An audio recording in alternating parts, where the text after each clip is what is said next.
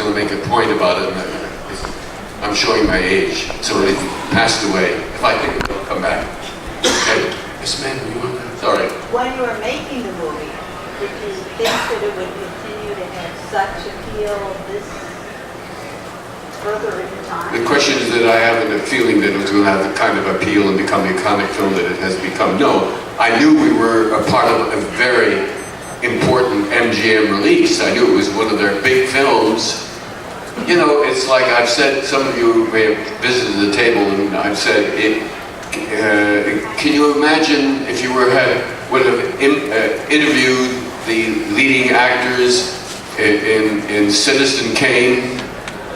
Would they have guessed that they'd be studied 75 years later in film school? You know, it's the same kind of thing. You never know that you're a part of something that will become iconic.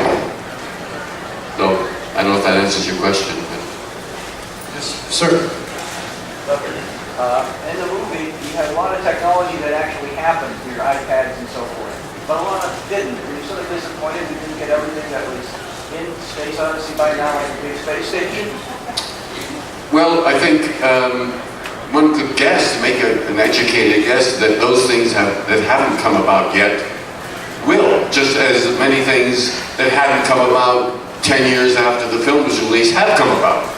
So, you know, are we going to have artificial intelligence to the extent that HAL represents? I think probably. We haven't quite gotten there yet. But he was amazing how close he came to being so right in so many areas, I think. But not every area yet. We'll see.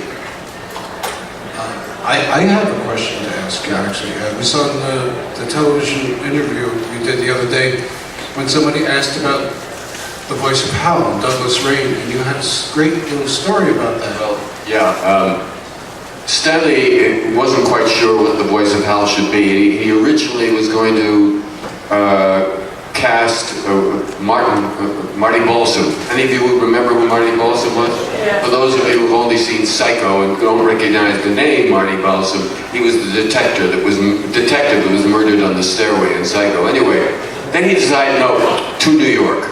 The accent was wrong. And boy, Stanley would know about that because Stanley had a Bronx accent. So anyway, then he hired a British actor by the name of Nigel Davenport, who was quite a well-known actor in his day, and he lasted about a week, and Stanley paid him off and said, no, it's too British. So he decided to wait until post-production, when he was editing the film, to come up with the right voice.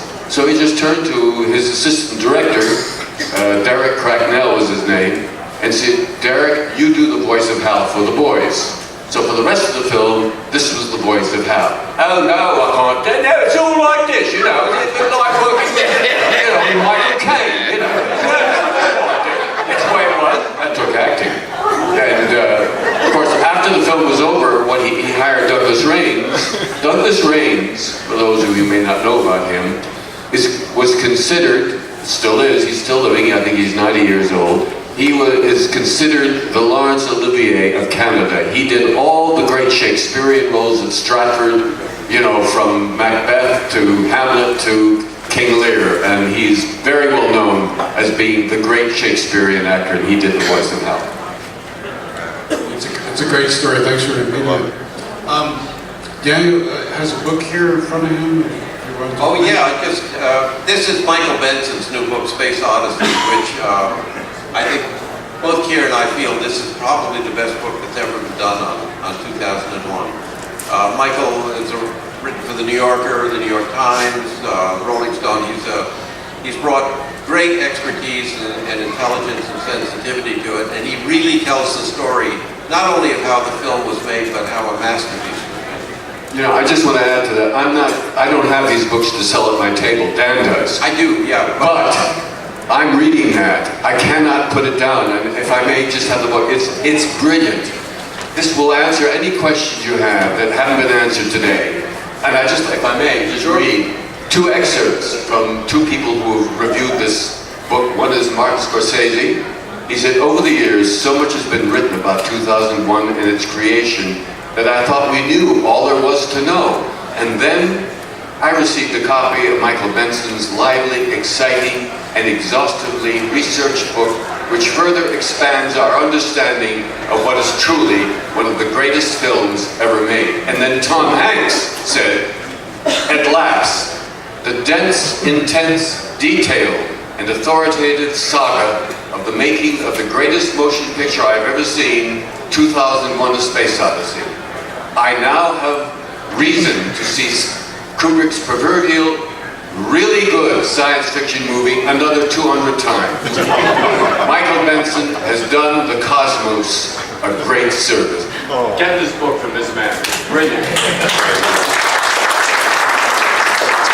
And that brings a conclusion to our Q&A. Thank you so much for coming, gentlemen.